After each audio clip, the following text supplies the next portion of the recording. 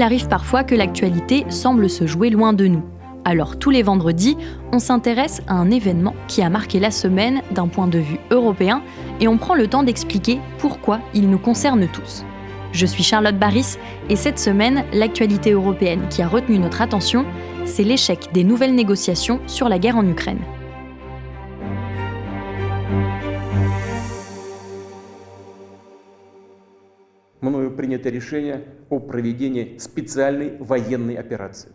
En février 2022, Vladimir Poutine espérait une guerre éclair.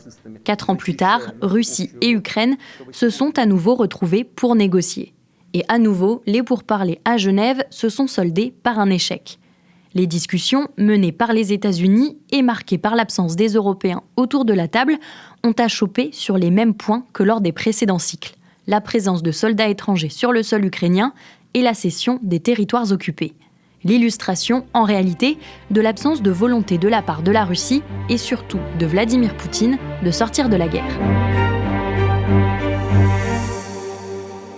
Pour analyser la position russe alors que le conflit entre dans sa 5e année, j'ai fait appel à Charles Haquet, rédacteur en chef du service Monde de l'Express. Bonjour Charles. Bonjour.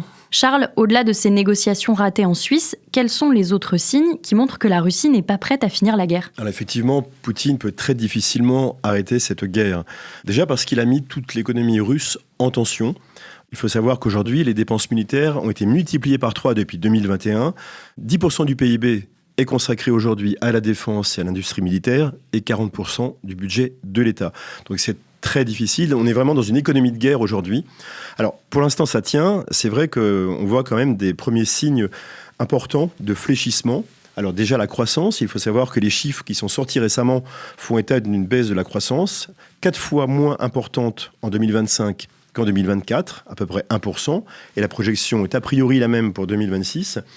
Il faut aussi savoir que le fonds souverain, c'est-à-dire ce bas de laine, cette réserve financière qui sert notamment à payer les retraites des Russes, est en train de fondre comme neige au soleil. Donc effectivement, la situation est assez contrastée. Pour l'instant, l'économie de la guerre de Vladimir Poutine tient, mais jusqu'à quand ? Ça, c'est pour le volet économique. En face, est-ce que la population soutient toujours Vladimir Poutine ? Alors, c'est très difficile d'y répondre sans parcourir la Russie de l'Est à l'Ouest, mais quand même, on peut dire 2 choses. D'une part, que la population, en partie, soutient la guerre, soit par patriotisme, soit aussi pour des raisons, là encore, économiques. Les soldats qui sont enrôlés et qui partent sur le front ont des soldes très confortables. Ceux qui sont blessés reçoivent aussi un dédommagement important.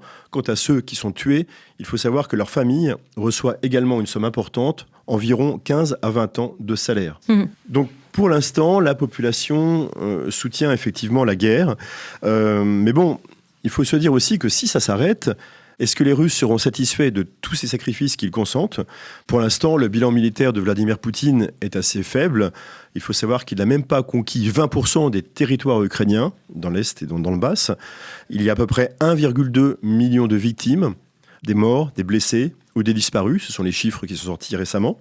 Il y a aussi un autre sujet, c'est que si la guerre s'arrêtait, ça veut dire remettre dans la vie civile les centaines de milliers de Russes qui sont sur le front actuellement, qui pour certains, et pour beaucoup même, sont dans un état de stress post-traumatique et qui se retrouveraient sans leur solde livrés à eux-mêmes. Et ça, effectivement, c'est une vraie bombe à retardement. Si Vladimir Poutine a si peu d'intérêt à ce que la guerre s'arrête, pourquoi alors est-ce qu'il accepte de mettre la Russie autour de la table des négociations ? Il ne veut pas apparaître pour celui qui refuse les négociations et surtout tourner le dos à Donald Trump.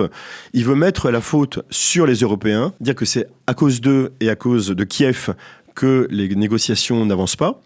Il va montrer que les Russes sont de bonne volonté et c'est aussi bon pour les autres pays qui sont un peu moins concernés, notamment dans le sud global, de montrer qu'eux sont très volontaires, contrairement aux Européens. Ce qui est faux parce qu'en réalité, et on le sait dans les milieux diplomatiques, Vladimir Poutine n'a jamais, depuis le premier jour de la guerre, cédé sur quoi que ce soit et surtout pas sur l'essentiel, à savoir les territoires. Il ne veut pas en rendre la moindre partie. Il veut à tout prix conquérir l'ensemble du Donbass, ce qui pose problème parce que les Ukrainiens ont bâti dans le reste du Donbass qui est encore en leur possession, un réseau de fortifications extrêmement élaboré et que si jamais ils devaient lâcher ces fortifications et ces territoires, ce serait la catastrophe parce qu'il n'y aurait plus de système de défense pour le reste de l'Ukraine. Et ça ne ferait qu'encourager encore plus Vladimir Poutine à aller plus loin. Justement, Charles, la question qui se pose désormais à chaque nouvelle année de guerre, c'est est-ce que Vladimir Poutine va vraiment s'arrêter à l'Ukraine Alors, après 4 ans de conflit, qu'en est-il ? Alors, c'est vraiment la question que tout le monde se pose en Occident. Il faut lire les rapports des services de renseignement européens qui disent tous en substance que Poutine serait prêt, j'ai bien dit serait, prêt à une guerre avec le reste de l'Europe en 2029, lorsque son armée sera reconstituée. Le général Fabien Mandon, qui est donc le chef d'état-major des armées, l'a dit lui-même à l'automne, et ça a créé un choc dans l'opinion publique. L'armée française, a-t-il dit, doit être prête à un choc dans 3 ou 4 ans face à la Russie. Bon, beaucoup d'experts doutent que Poutine va s'arrêter au Donbass. Déjà parce qu'en juillet 2022, il a écrit un texte dans lequel il explique que l'Ukraine appartient au monde russe. Et donc, on ne voit pas pourquoi est-ce qu'il aurait changé d'avis. Et puis aussi parce que, finalement, il inscrit ça dans une tradition et dans une profondeur historique. Rappelons-nous que Staline, lors de la Seconde Guerre mondiale, disait « Si jamais les Américains n'avaient pas été jusqu'en Allemagne, l'armée rouge aurait continué jusqu'aux côtes de la Manche ». Donc, on peut se demander si, quelque part, c'est pas une opinion que partage aussi Vladimir Poutine. D'ailleurs, on voit quelques prémices que Vladimir Poutine est en train de déstabiliser l'Europe occidentale. Je pense notamment à la guerre dite hybride que mène la Russie contre l'Europe. J'imagine que tu fais là référence au survol notamment de drones sur des pays européens ces derniers mois. Oui, en Roumanie, en Estonie, et évoquons aussi, et ça c'est encore plus grave, les cyberattaques russes sur les infrastructures énergétiques polonaises. Toujours en Pologne, en novembre dernier, une voie ferrée qui mène à l'Ukraine a aussi été sabotée. En 2025, d'après les chiffres, il y a eu moins d'attaques hybrides qu'en 2024. Mais elles ont été beaucoup plus intenses et elles ont été beaucoup plus élaborées par rapport à 2024. Donc on peut dire de façon générale qu'il y a une intensification, pas forcément en nombre, mais en tout cas en volonté d'attaquer l'Europe. D'ailleurs, une enquête récente du Financial Times révèle que des membres de l'ex-groupe militaire Wagner, donc le groupe russe, chercherait à recruter des agents en Europe pour y perpétrer des actes de violence. L'inquiétude est également très forte dans les pays baltes, où il y a une forte communauté russophone. En Estonie, à peu près 20% de russophones, et qui peuvent donc être facilement déstabilisés par la propagande russe ou par des actions menées sur le sol estonien. Face à cela, Charles, que peuvent faire les Européens ? Alors, les Européens sont de plus en plus seuls, avec un allié américain qui ne l'est plus tellement. Que peuvent-ils faire devant cette guerre russo-ukrainienne qui apparaît comme de plus en plus existentielle pour eux que de continuer à apporter leur soutien à l'Ukraine et aux Ukrainiens ? Et c'est bien ce que Volodymyr Zelensky a rappelé à la conférence de Munich il y a quelques jours. Merci beaucoup Charles pour ton analyse. À bientôt. Alors que l'on approche de la 5e année de guerre, l'Express poursuit sa couverture du conflit. Pour ne rien rater, rendez-vous sur notre site l'express.fr. Pensez également, chers auditeurs, à vous abonner à l'Express Podcast pour découvrir tous nos formats audio. Je vous retrouve la semaine prochaine pour une nouvelle analyse accompagnée des journalistes de la rédaction. À très vite.